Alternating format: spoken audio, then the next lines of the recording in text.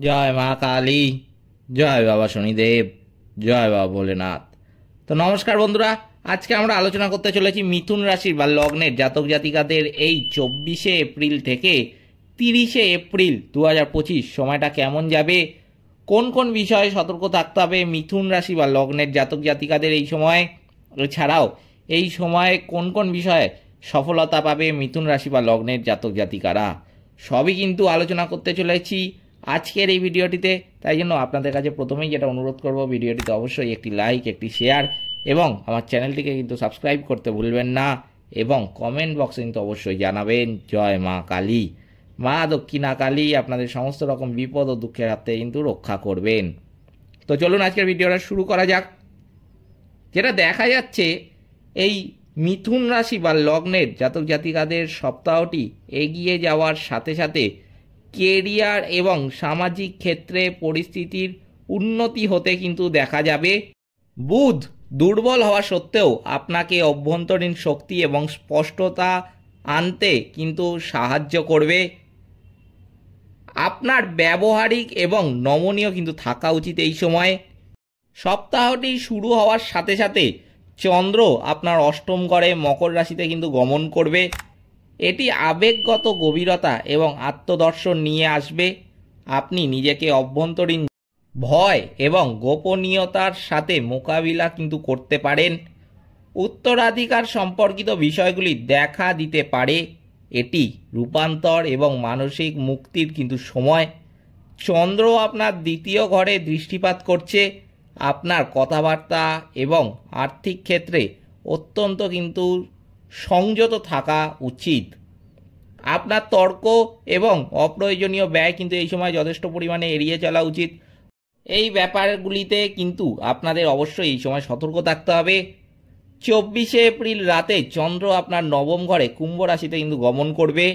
এই গোচর আশাবাদ এবং বৌদ্ধিক আগ্রহে তরঙ্গ নিয়ে কিন্তু আসবে। আপনি নতুন কিছু শেখার জন্য অনুপ্রাণিত কিন্তু বোধ করতে পারেন। আপনি আধ্যাত্মিক বা দার্শনিক আলোচনায়ও কিন্তু জড়িয়ে পড়তে পারেন। চন্দ্র তৃতীয় ঘরে দৃষ্টিপাত করছে। এটি আপনার যোগাযোগকে কিন্তু বাড়িয়ে তুলবে। আপনি স্পষ্টভাবে চিন্তাভাবনা প্রকাশ করতে সক্ষম হতে পারেন। লেখালেখি এবং শিক্ষাদানের জন্য এটি কিন্তু অত্যন্ত ভালো সময় হতে চলেছে আপনার জন্য। আপনার ভাই বোনদের সাথে যোগাযোগের জন্য এটি কিন্তু অত্যন্ত ভালো সময়। আপনি ভ্রমণে কিন্তু সুযোগ পেতে পারেন। আপনি দীর্ঘমেয়াদী লক্ষ্যের জন্য কিন্তু পরিকল্পনাটা এই সময় করতে পারেন। এরপর 25শে এপ্রিলের মধ্যে চন্দ্র মীন রাশিতে কিন্তু গমন করবে, যা কেরিয়ার এবং সামাজিক মর্যাদার কিন্তু দশম স্থান। আপনি আপনার কাজ এবং জনজীবনের সাথে আবেগগতভাবে কিন্তু সংযুক্ত বোধ করবেন। আপনার পেশায় উদ্বেগ নেওয়ার জন্য এটি কিন্তু অত্যন্ত ভালো সময় হতে চলেছে। আপনার প্রচেষ্টা যথাযথভাবে কিন্তু স্বীকৃতি পেতে পারে। চন্দ্র চতুর্থ স্থানে দৃষ্টি রাখছে। এটি পারিবারিক জীবনেও মনোযোগ কিন্তু আপনার আকর্ষণ করবে। আপনার কর্মজীবনের ভারসাম্য বজায় রাখার চেষ্টা কিন্তু এই সময় করা উচিত। এই পর্যায়ে পরিবারের কাছ থেকে মানসিক সমর্থন কিন্তু অত্যন্ত গুরুত্বপূর্ণ। আপনার মনোযোগী থাকা উচিত এবং অপ্রয়োজনীয় চাপ কিন্তু এই সময় যতটা পারবেন এড়িয়ে চলবেন। এই সময় কিন্তু ভুলেও আমি বলবো যে অপ্রয়োজনীয় চাপ সেগুলো নিতে যাবেন না। সেগুলো থেকে যতটা পারবেন দূর থাকবেন, তত কিন্তু আপনার মঙ্গল হবে। এরপর 27শে এপ্রিল চন্দ্র আপনার একাদশ ঘর মেষ রাশিতে কিন্তু প্রবেশ করবে। এটি লাভ, দলবদ্ধতা এবং নেটওয়ার্কিংয়ের জন্য কিন্তু একটা অত্যন্ত শুভ গমন। আপনার সামাজিক জীবন আরও কিন্তু উন্নত হতে পারে। আপনার আশা এবং আকাঙ্ক্ষাগুলি আরও কিন্তু সহজ হয়ে দাঁড়াবে আপনার কাছে। চন্দ্র পঞ্চম ঘরকে দৃষ্টি দিচ্ছে। এটি সৃজনশীল প্রকল্প বা শিশুদের মাধ্যমে আনন্দ কিন্তু আপনার জীবনে নিয়ে আসবে। এটি রোম্যান্টিক মুহূর্তগুলোর জন্য কিন্তু অত্যন্ত ভালো সময়। আপনি আত্মপ্রকাশের মাধ্যমে সুখ কিন্তু এই সময় পাবেন।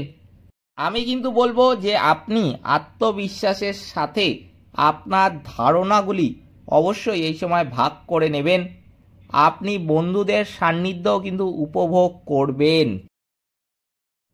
আপনার লগ্নাধিপতি বুধ দশম ঘরে কিন্তু দুর্বল থাকে, এটি নিজ ভাঙ্গা রাজ্য যোগের সাথে কিন্তু জড়িত। পরিস্থিতি প্রত্যাশা অনুযায়ী কিন্তু নাও হতে পারে এই সময় আপনি বুদ্ধিমত্তা এবং বহুমুখী প্রতিভা প্রমাণ করার কিন্তু অত্যন্ত ভালো সুযোগ পাবেন। আমি কিন্তু বলবো সেই সুযোগ আপনাকে কাজে লাগাতে হবে। আপনি যদি সেই সুযোগ কাজে লাগাতে পারেন, এই বিশেষ যে নিজ ভাঙ্গা রাজ্য যোগ রয়েছে, সেই রাজ্য যোগের ফলে আপনার যে সুযোগ আপনি পাচ্ছেন, সেই সুযোগটাকে কিন্তু আপনাকেই কাজে লাগাতে হবে।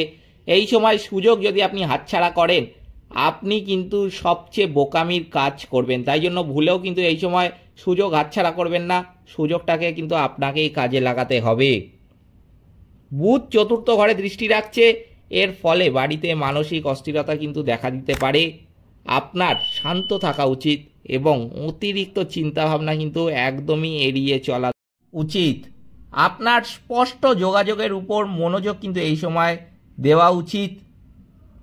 অতএব যদি আমি মিথুন রাশি বা লগ্নের জাতক জাতিকাদের এই 24 থেকে 30 তারিখ পর্যন্ত এপ্রিল মাসের সার সংক্ষেপে যদি আপনাদেরকে বলি, সেক্ষেত্রে আমি বলবো যে এই সপ্তাহটি গভীর আবেগগত প্রতিফলনের মাধ্যমে কিন্তু শুরু হবে।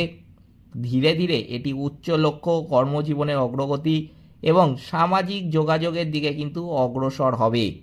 চন্দ্র অষ্টম স্থান থেকে একাদশ স্থানে কিন্তু গমন করবে, এর ফলে মেজাজ এবং মানসিক মনোযোগের পরিবর্তন কিন্তু আপনার মধ্যে আসবে।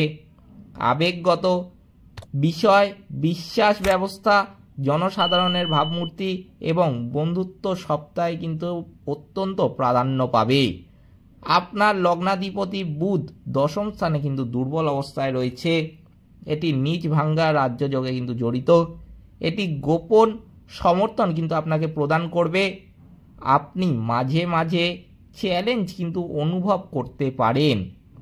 আপনি যদি স্থির থাকেন তবে পেশাদার এবং ব্যক্তিগত উন্নতি কিন্তু আপনার এই সময় সম্ভব হবে। তাই জন্য এই সমস্ত ব্যাপারে কিন্তু আপনাদের অত্যন্ত সতর্ক থাকতে হবে। কিছু কিছু ব্যাপার কিন্তু খুবই গুরুত্বপূর্ণ হতে চলেছে এই মিথুন রাশি বা লগ্নের জাতক জাতিকাদের এই 24 এপ্রিল থেকে 30 এপ্রিল সময়। তাই জন্য অবশ্যই কিন্তু সেগুলো মাথায় রেখে চলবেন। এই ছিল মিথুন রাশি বা লগ্নের জাতক জাতিকাদের 24 এপ্রিল 2025 থেকে 30 এপ্রিল 2025 সময়ের রাশিফল। ভিডিওটিতে অবশ্যই একটি লাইক, একটি শেয়ার এবং আমার ছোট্ট চ্যানেলটিকে কিন্তু সাবস্ক্রাইব করতে ভুলবেন না এবং কমেন্ট বক্সে কিন্তু অবশ্যই জানাবেন জয় মা কালী। মা দক্ষিণা কালী আপনাদের সমস্ত রকম বিপদ ও দুঃখের হাতে কিন্তু রক্ষা করবেন। সকলে ভালো থাকবেন, সুস্থ থাকবেন। নমস্কার।